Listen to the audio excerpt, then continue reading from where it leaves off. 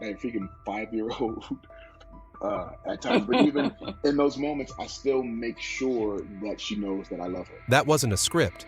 That was the voice of a real father. And yet just days ago, he drowned at Playa Grande right before his daughter's eyes. That weekend, the skies were clear, the waves were calm, and the white sands stretched like a postcard. But beneath those blue waters lay a truth no one dared to touch. Malcolm-Jamal Warner, the man who once lit up American television as Theo Huxtable, died in broad daylight on a family vacation, and the world took just 3 days to forget. No one mentioned his daughter, even though that 8-year-old girl was there. She saw everything.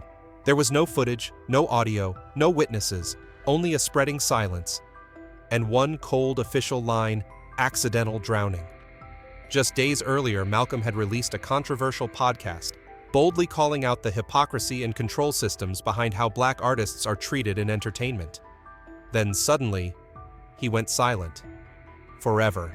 Was it just a coincidence, or was it a warning silenced before it could be heard? Keep watching to uncover the truth they never wanted you to hear. And subscribe now, because this is only the beginning. 72 hours of silence and 3 versions of a death. Playa Grande, Costa Rica, July 20th, 2025. A stunning beach along the Atlantic coast where sunlight kisses every cresting wave. No one expected it to be the place where a television icon, Malcolm-Jamal Warner, would leave this world under strangely silent circumstances. No cry for help, no video capturing his final moments, no one stepping forward to say goodbye. Just a red flag flapping in the wind, signaling danger, and a chain of conflicting reports unraveling over the next 72 hours. It all began as a simple story: he drowned.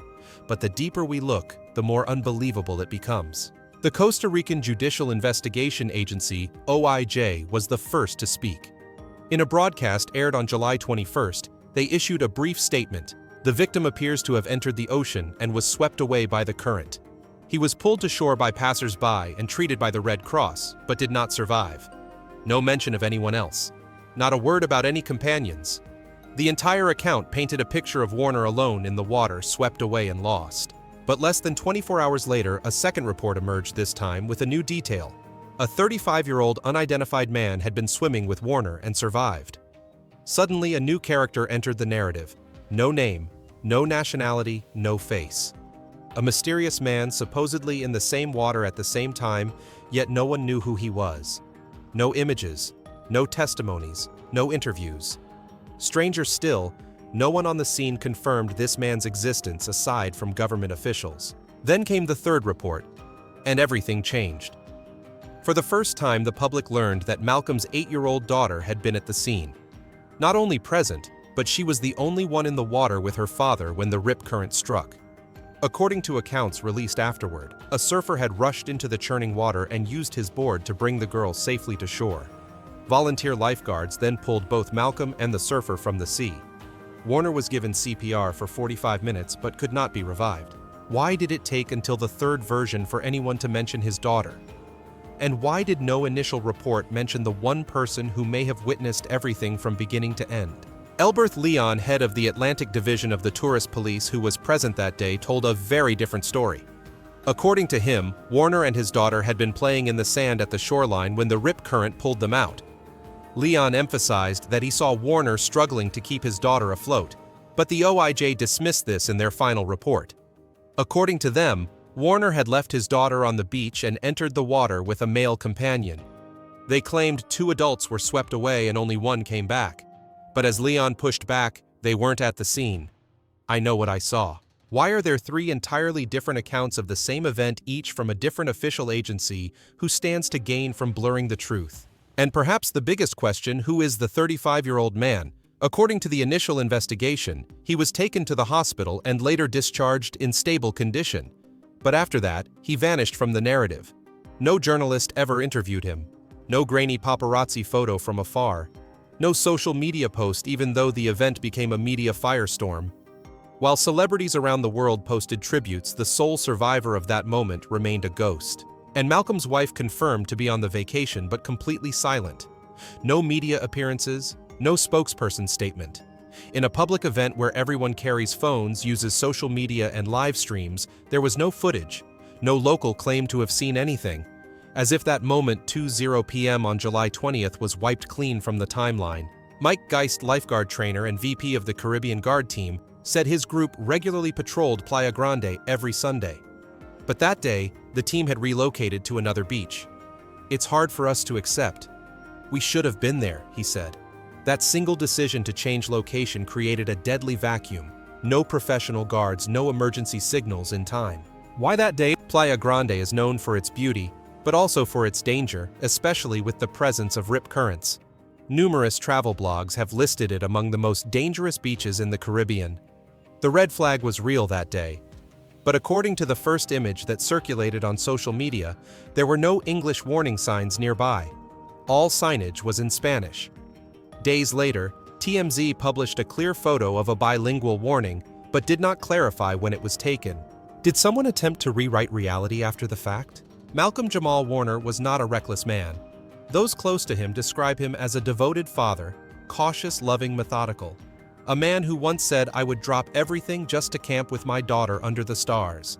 So should we believe he brought his own daughter into red flag waters?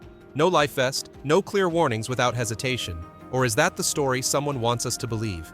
3 versions: one victim, one eyewitness, one nameless ghost, and a silence stretching from Playa Grande all the way to Hollywood. When truth is broken into scattered pieces, the only person who can piece it back together might be that 8-year-old girl. She saw everything, and now she may be the one breaking the silence the adults created. The Final Words, a prophetic podcast. 2 days before Malcolm-Jamal Warner drowned in Costa Rica, he released a podcast episode titled Not All Hood. With a calm intro and his familiar composed tone, he began discussing a topic seemingly far from death: Black identity resilience and the historical wounds that never truly healed.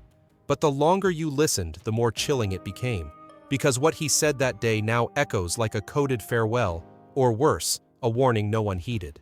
In that episode, Malcolm delivered a line that made the entire Black community pause and reflect. Black excellence today isn't about fame or money. It's about survival. He recalled the first time his perspective shifted while discussing the forgotten history of Black soldiers who fought and were then erased from the narrative. To him, overcoming prejudice and systemic exclusion wasn't just a struggle, it was the highest achievement. His voice, steady, earnest, occasionally wavering, sounded like he was speaking about himself. He wasn't chanting slogans. He wasn't angrily denouncing. He chose instead to recount, to share, to illustrate with lived experience. It felt like the voice of a man who had walked through both spotlight and silence and feared nothing anymore. The podcast had no sponsorship, no backing from Spotify, no flashy promotion, but it had something unforgettable: authenticity. Most notably, Malcolm dedicated a section to Meghan Markle, and it wasn't praise. He used just 7 sharp words: "She knows what the game is." For keen listeners, that wasn't simply about Markle. It was aimed at a system: Hollywood, the royal family, the press, and society's embrace of blackness that fits the mold. He didn't drag her down. He didn't mock her. He simply said, "You know I'm visibly Black, so we see it right away. But she knows too, and she still chose to play the game." Without overanalysis, his audience understood that Warner was speaking to something much larger: compromise with power to survive in a world not built for you. And that was something he always refused to do. After The Cosby Show, Warner could have taken the A-list route sitcoms ads, even the flashy supporting roles Hollywood usually offers Black male actors. But he said no. For nearly 2 decades, he chose another path: documentaries, content on mass incarceration, systemic racism, the role of fathers in the Black community, and more recently, a podcast on identity: Not All Hood. That final podcast episode wasn't sensational. But the longer you listened, the more it felt like he was transmitting a message he knew wouldn't be easily received. "Hollywood loves a dark story edited down," he said, a simple but haunting line. For him, that was the most honest description of how media treated Black figures: filtered, softened, polished, and sold as digestible culture. And he refused to be a product. That's why Warner was never truly embraced again by Hollywood after The Cosby Show. No personal talk show, no hosting major programs, no lead roles in mainstream films despite his talent. In the eyes of the entertainment industry, Malcolm-Jamal Warner was commercially inconvenient. He didn't fit the mold of the positive Black star, nor did he play the troubled one Hollywood could redeem. He was himself, and that made people uncomfortable. His podcast wasn't an accusation. It was an autobiography, but one that stirred unease in a system used to controlling Black voices. When an artist no longer needs a label, a director, or a spotlight, yet still draws tens of thousands of listeners with a raw voice alone. That's a threat to the system that built Hollywood on control. And right after that podcast, he died. Fans called it the final episode. Many replayed every word as if decoding a buried message. One quote spread widely. "I don't argue, I recount." Another, "If you still have to work to fit in, then that place was never meant for you." Each word now feels etched into the legacy of a brave man. In that very final episode, Malcolm also said, "If I disappear, at least I lived free." No one expected that less than 48 hours later it would become true. That podcast was never nominated for an award. Major media never covered it. But it spread quietly like a warning. Today, people don't just listen to remember. They listen to hear what he didn't get to finish. The truth is, Malcolm-Jamal Warner didn't use his podcast to create scandal. He used it to say the most important thing. We cannot live forever in silence, and we cannot let others define truth for us. And perhaps it's exactly because of that, he was forced into silence. The father, the fighter, and the man, Hollywood never truly accepted. When a man knows he doesn't belong somewhere, he has two choices: bow his head to be allowed to stay, or walk away and build his own place. Malcolm-Jamal Warner chose the second path, and the price of that decision was the silence that surrounded him until the day he died. Fans of The Cosby Show, the iconic sitcom that ran from 1984 to 1992, still remember the warmth in his eyes and the mischievous smile of young Theo Huxtable. Warner started that role at just 13. At the height of his fame, he was one of America's most beloved black actors, a true cultural icon. But few noticed that after the show ended, he quietly disappeared from Hollywood's glamorous spotlight. It wasn't because he stopped getting offers. On the contrary, Warner once admitted he turned down many major scripts, not because of lack of money or opportunity, but because they were stereotypical, shallow, and distorted the black experience. He didn't want to play the addict in need of saving, nor the funny black sidekick there to be background. Crime dramas, repetitive sitcoms, cheap comedies, all were rejected. Instead, Malcolm took another route, becoming an independent content creator focused on projects with deep social and spiritual impact. He spent more than a decade researching positive masculinity, the role of fathers, the spirit of the black community, and the long-term effects of systemic violence. Without the spotlight, Warner never stopped creating. He released jazz albums, experimented with spoken word poetry, and performed in small venues around Atlanta where he lived.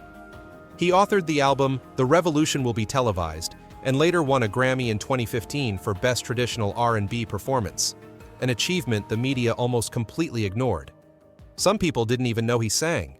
For Warner, art wasn't a path to fame, it was a tool for healing and resistance. Most recently, he poured his heart into his podcast, Not All Hood, not to create content, but to speak the truths. Others avoided the emotional scars of black men in modern society, not just from the outside, but from the crushing expectations within their own communities. Candace Kelly, Warner's podcast co-host, shared that just before his death, Malcolm sent a work email from the plane en route to Costa Rica for a family vacation. In that email, he wrote just one line: "Next episode we go deeper. It needs to be said, we can't wait any longer." But there was no next episode. To those closest to him, Warner wasn't just an independent artist. He was a devoted father. Sherry Shepherd, who starred with him in the sitcom Sherry 2009, tearfully said, "He was a proud dad. He loved his daughter with his whole heart." More than once, Malcolm canceled performances to throw birthday parties or pitch tents under the stars at his daughter's request. In his final podcast interview on Hot and Bothered with Melissa Ford, May 21, 2025, Warner shared something that left listeners speechless. "I'll be okay leaving this earth as long as I know, and others know, that I was a good man." It wasn't a philosophical quote. It was his personal code. And because he lived that way, honest, uncompromising, constantly reflecting, and unafraid to speak out, Hollywood never truly welcomed Malcolm-Jamal Warner after the glow of youth faded. He didn't appear at major award shows. He wasn't invited to grand reunions. When The Cosby Show was removed from streaming platforms due to Bill Cosby's scandal, Warner was one of the few cast members who didn't issue a public statement. His silence wasn't evasion. It was a rejection of a media-driven witch hunt cloaked in moral grandstanding. And that very silence, as well as his independent voice in later years, made him unfit for the type of black celebrity the system prefers. Warner wasn't Will Smith. He wasn't Kevin Hart. He didn't deliver laughs, escapism, or marketable narratives. He delivered truth and exposed shadows no one wanted to touch. Perhaps that's why when he died, very few major media outlets gave his story the depth it deserved. Most headlines were reduced to one sentence: "The Cosby Show star drowns in Costa Rica." No mention of the podcast. No mention of his music career. No mention of the Grammy. No mention of the 8-year-old daughter who survived. No mention of anything beyond the past. Once again, Hollywood turned Malcolm back into young Theo and ignored the man he had become. But those who loved him never forgot. Tracy Ellis Ross wrote online, "He wasn't just an actor. He was presence. He was heart. He was light." Angela Bassett said, "He left a mark on me that will never fade." And Beyoncé, in a rare gesture, dedicated her website homepage to Malcolm. No long tribute, just one photo and a simple line: "Thank you for being part of our television history. A father, a fighter, a man so decent that no one thought someone might want him gone." But sometimes the world is not kind to men like that. And that's why his daughter, the sole survivor of that day, might be the only one with the power to change everything.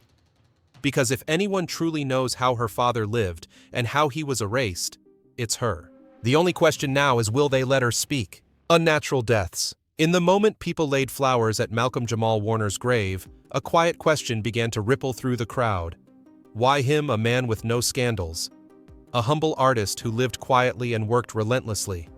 A father who stepped away from the spotlight just to spend more time with his daughter. Yet his death, wrapped in the simple label of accident, stirred a familiar unease, a feeling we've all sensed before. And the first name that came to mind, Chadwick Boseman. The Black Panther star brought the world to tears when he died at 43 after a long private battle with cancer. But what made his passing so haunting wasn't the illness. It was what he left behind: speeches that called out Hollywood's whitewashing silent sacrifices that inspired millions across the Black community. Chadwick had donated millions to medical research without fanfare. He died just as Day 5 Bloods and Ma Rainey's Black Bottom 2 films that dove into Black identity hit the screen. He left at the exact moment his voice had become the strongest. Next came Nipsey Hussle, a rapper and community activist from Los Angeles. Nipsey didn't just rap, he bought back real estate in Crenshaw, his childhood neighborhood, to empower Black economic ownership. He publicly criticized LAPD tactics that targeted Black-owned businesses. And then, in broad daylight, he was gunned down in front of his own store, the very place he fought to protect. The media called it a personal dispute, but the community knew it meant something deeper than a street conflict. Then, before the headlines even settled, came Michael K. Williams, the actor immortalized as Omar Little in The Wire. He was found dead from a fentanyl-laced overdose. But for those who followed his work, Michael wasn't a junkie. He was open about trauma abuse in the entertainment industry and the powers that distort truth. He had spoken about mental healing in the Black community, and then he vanished. No public will, no final message, no deeper investigation. Further back, we remember Prince, one of the first Black artists to challenge the music industry's corporate stronghold. He once performed with the word slave written on his face in protest of oppressive record contracts and intellectual property laws. Prince urged fellow Black artists to retain ownership and go independent. And then they found him dead in an elevator, a silent ending for someone who had shaken the entire music world. Each of them, Chadwick, Nipsey, Michael, Prince, shared a pattern: they spoke up at the right moment, and they disappeared at the perfect time. None of them were arrested for scandals. None of them harmed their communities. They simply told the truth, and that truth, it seems, was unwelcome. And now Malcolm-Jamal Warner is being placed among them, not for fame, but because of the way Hollywood seems to repeat the same silent script. No major outlet ran Malcolm's final podcast on their front page. No mention of his Grammy. No praise for his post-Cosby Show work as a path of independence and integrity. Instead, they called him a former child star, as if his 40 years of artistry had never happened. The question is, why don't men like them grow old in entertainment? It's not about age, not about talent. Maybe it's the truth they carry that's too heavy for the system to bear. They don't fit into digestible entertainment. They don't create flashy drama. They aren't managed by handlers who script every word. And they don't sell out to soothe society's guilt. Instead, they make us confront uncomfortable truths, and that's something Hollywood has always known how to help us forget. For Warner, the loss feels even heavier because he wasn't just an artist. He was a living blueprint of the modern Black mankind, educated, devoted to his family, independent, and honest. He broke no laws. He crossed no ethical lines, yet he was still pushed out of view. More troubling still, from Prince to Malcolm, every death left not just a personal void, but a cultural one. When someone like Warner disappears, the questions left behind are the ones no one inside the system is willing to answer. And so the fans turn to each other. They use hashtags, they replay podcasts, they post old videos, they rewrite the story that the media tried to wrap up in a 2-line obituary. One user on Twitter wrote, "They don't want you to remember him as the man who stood for truth. They want you to remember a sitcom role from 30 years ago. But we're different. We remember Malcolm-Jamal Warner as a torchbearer who never bowed." That's why even though Warner's death was officially labeled an accident caused by a rip current, thousands are still asking, why then? Why after that podcast? Why did no one see anything? Why hasn't the media asked his daughter, the only witness, what really happened? One question leads to another. And by now, the public isn't just mourning. They want to know how many more must be silenced before we admit this isn't coincidence. Malcolm-Jamal Warner, Chadwick Boseman, Nipsey Hussle, Michael K. Williams, Prince.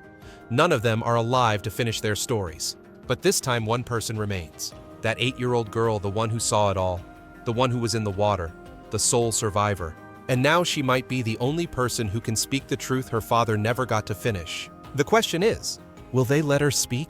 The girl who didn't cry, the final witness, and the silenced voice. Amid all the contradictions, suspicions, and haunting silence surrounding the death of Malcolm-Jamal Warner, one person has yet to speak and has yet to be heard: his 8-year-old daughter, the sole survivor. Across hundreds of news articles reporting Warner's death, her name is never mentioned. No reporter reached out to ask how she felt. No media outlet sought her account as the only living witness at the scene, the only person who truly knows what happened in the rip currents of Playa Grande that day. Though still a child, she may be the most important witness the public has yet to hear. According to Elberth Leon, the head of tourism police in the Atlantic region, he personally saw Warner and his daughter playing near the shoreline before being pulled out by a rip current. Another witness from Nicaragua swam into the sea and used his surfboard to bring the girl safely back to shore. That rescue happened. But strangely, after everything, the child has not been treated as a key witness needing protection, a voice needing to be heard, or even someone deserving of public comfort. In media coverage, she's mentioned as a passing detail present, rescued safe, and then disappears from the narrative. No one asked what she saw. No one questioned why there were no cries for help, no audio calls from the beach, no surveillance cameras, no bystander footage, and not a single account from the girl, the last person to see Warner before he lost consciousness. Why? The answer lies not only in the media's neglect, but in a familiar pattern. In many controversial cases, surviving witnesses, especially children, are often held back from the public, not necessarily to protect them, but to protect a predetermined version of events. Psychologists have long pointed out that after trauma, children are often placed in states of enforced silence, not because they don't want to speak, but because adults don't want to hear. Sometimes for protection, often out of fear of what they might say. In this case, the truth might not be complex. It might be as simple as a single sentence: "Daddy screamed," or "someone else was in the water," or "no one helped." But even one sentence could shatter the rushed silence built around Warner's death. And that is something the system, from Hollywood to the media, may not be ready to face. No one knows where she is now. No one knows how she's doing, whether she's receiving trauma therapy, whether she's trying to remember or being taught to forget. But one thing is certain: that child watched her father die in broad daylight on a public beach during what was supposed to be a harmless family vacation.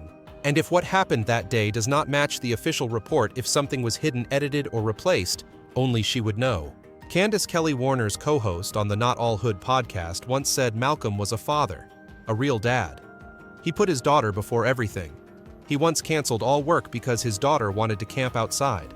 He postponed performances to attend parent-teacher meetings. He said, "My family is the light of my life." Would a father like that really take his child into red-flagged waters with no life jackets, no lifeguards, no warning signs? Or is that just the most convenient narrative to close the case? Costa Rican authorities released two conflicting versions. One said Warner went into the water with his daughter. Another claimed he left her on shore and went in with a friend. But those at the scene, like the Nicaraguan witness, confirmed the girl was in the water with her father and was brought back on a surfboard. So who is telling the truth? And why did the final report by OIJ omit that critical detail? If Warner's daughter confirms she was in the water with her father, it means there was screaming. It means there was time for someone to call for help. It means this wasn't the sudden accident the report describes. It means someone knew and didn't act. She hasn't spoken. Not because she can't, but maybe because she hasn't been allowed to. No one knows what the future holds. But if one day when she's older, she decides to tell her story, everything could change. And this time, it wouldn't come through journalists or secondhand accounts. It would come from the child who lost her father in a death the world rushed to label a tragedy and nothing more. The question is no longer what happened. The question now is, will Hollywood have the courage to listen when she finally decides to speak? Because if one sentence from that little girl can unravel everything hiding behind Malcolm-Jamal Warner's death, that's the truth they fear most. Malcolm-Jamal Warner didn't die because of the waves. He was drowned in a web of silence that Hollywood has been weaving for decades. They ignored what he said. They erased what he left behind. They called his death an accident, as if he had never issued any warning. But amid the cold headlines and the carefully written narratives, one small voice remains the voice of an 8-year-old girl who was by his side until the very end. And when she tells what she saw, everything will change. So how much longer will we wait? Wait until every piece of evidence is gone, or until someone else is forced into silence? Share this video, subscribe, stay with us, because when the truth is silenced, we must be the ones to speak. All data, analysis, and commentary in this video are presented based on information available at the time of production. The content is subject to change over time and should not be considered a definitive forecast. There is still so much more to explore: stories of resilience, legacy, and truth. Feel free to dive into some of our top recommended videos now appearing on your screen.